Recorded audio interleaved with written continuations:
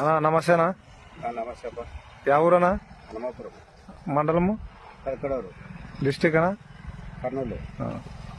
మీరు ఇంత బాగా రావడానికి ఏ మందులు వాడినారు ఇంతవరకు? అవే ఏంటి 1000 మందులు ఆడాను కదా. అంటే వైవి ఆర్గానిక్స్. YY Organics.